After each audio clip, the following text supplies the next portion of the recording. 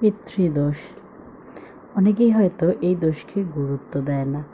এই দোষ একজন ব্যক্তির জীবনকে তছনছ করে দিতে পারে এবং করেও থাকে। পিতৃদোষ থাকলে খুব ছোট ছোট বিষয়ে গৃহে অশান্তি, ঝামেলা, রোগব্যাধি, উন্নতি আটকে যাওয়া, অর্থ উপার্জনে বাধা আসে। নিজের মনের জোর কমে যায়, আত্মবিশ্বাসের অভাব দেখা যায়, ভিতরের খুশি নষ্ট হয়ে যায়, বাড়িতে আসলে ভালো লাগে না।